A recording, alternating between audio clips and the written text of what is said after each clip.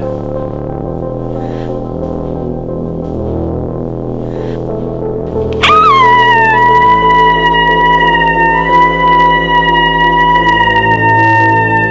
In a game of hostile hoarders, you and up to 4 of your, let's call them frenemies, are vying to either be the last surviving person in the apocalypse or have the most cans of beans.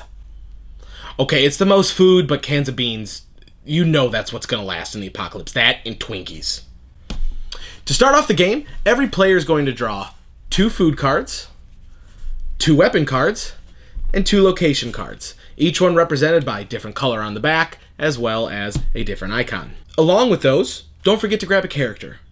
Characters really don't do anything. They are just, your character. It's what they do. Otherwise, we'll get to their special stuff later. But realistically, no character is different from everyone else. It's these cards in your hand that actually change what your character gets a bonus for.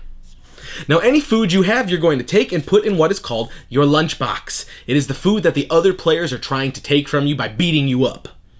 If you grab a piece of food, or any time during what's called the draft, which we'll touch on next, you have to put them in your lunchbox. They do not go into your hand. Now, depending on the amount of players at the table, you're going to grab that many draft die. Draft die got things such as weapon and food, food and food, weapon and weapon, weapon and food, action and a weapon, and action and a food. So, you're going to take them. We'll say for this one, a 4-player game. We're going to roll. We're going to put it out. All right, we've got a weapon, we've got weapon food, we've got food action, and we've got another food action. So, grab from your appropriate pile and play on your table. Based on turn order, so whoever went first, make sure you keep the die directly in front of you. Not what I just did, because we would have messed up. So you know who went first this round and where to pass the die to get to the next set. In that order, sorry player 4, you kind of get screwed in this. You're going to pick 2 cards out of your draft deck. I'm going to take this level your roll card, and I'm going to take some raccoon fever in the hopes that someone's going to try and attack me here. Now let's get into the meat and potatoes of the game. Get it? See what I did there? Meat and potatoes? It's a pun. Salted meat's only in the apocalypse. Don't eat the other people. That's gross. Now that everything is set up, I'm ready to fight some people, and I want to take their food. Why do I want to take their food? Because that's how you get points. You don't get points for food in your lunchbox. You only get points for food in other people's lunchbox. Per battle, you can roll up to 2 die. Let's explain how you get some die. You can have a red card, a red weapon, or you can have a blue weapon. Well, what's the difference in the two? Red weapons allow you to roll a D8. Blue weapons allow you to roll a D10. Now, remember a little bit ago when I said that, characters really didn't get any innate bonuses, but the weapons could help them out? On some of these cards, we'll sit here with the perfect foil, have a little icon on it in the upper left. This one happens to be a hammer, which is about the handyman, who is a character. If the handyman uses this card, they don't get a D8. Instead, they get a D12, because it's a weapon that they are proficient with, something they've used in their daily lives, however you want to word it in your own lore, but that is a nice, beautiful bonus. Now, you do only get 2 die per battle, so you could roll, 2 reds and roll for 2 D8s and hope for the best, or you can combine 2 red cards to be able to roll a blue D10.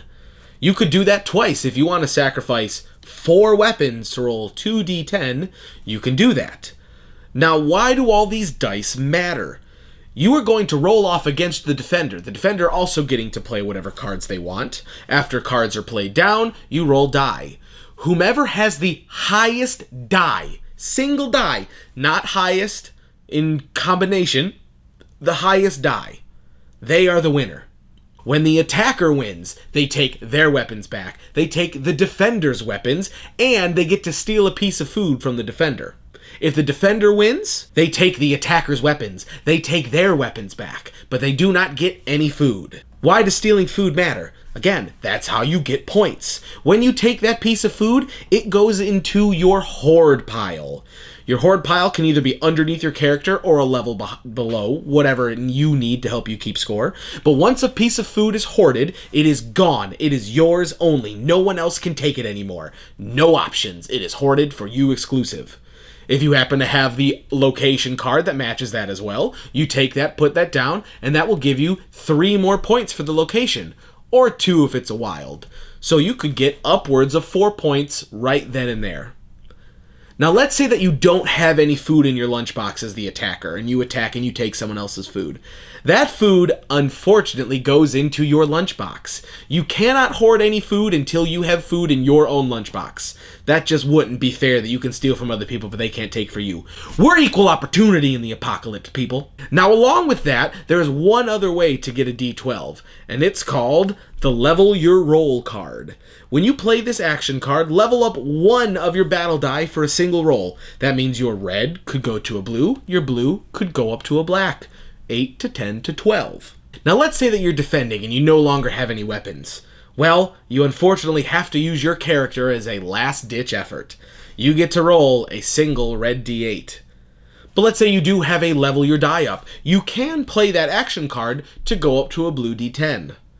As always, you will roll off and hopefully you will have a higher number than the attacker. If you don't, you give your character over. You are dead. You're out of the game, and that is 5 points to the attacker.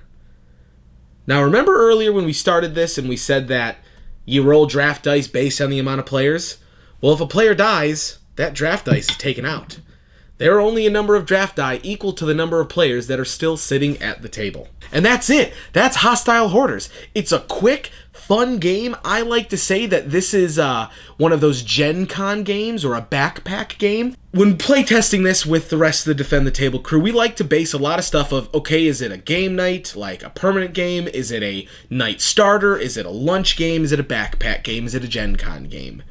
I say this fits the Gen Con, backpack, and lunch. It's 15 to 30 minutes. It's very quick if you want to play with your coworkers on your half-hour lunch break. It fits in a backpack with no real issues. It's, I'd say a little bit bigger than the width of a DVD case and probably about the depth of 3. It can fit in a bag, a messenger bag, a backpack, whatever, without any kind of issue.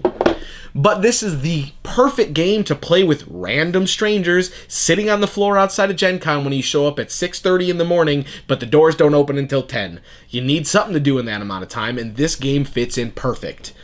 I am a big fan of this. Great ideas, good art, good card stock. Yet again, Geekon is knocking it out of the park, and this time it's not with bags, it's not with accessories, it's their first game into the universe, and they did a great job. So make sure that you back it on Kickstarter now, get those bonuses, let's see what kind of stretch goals we're going to have, and we'll catch you guys in the next time. Thanks, Geekon.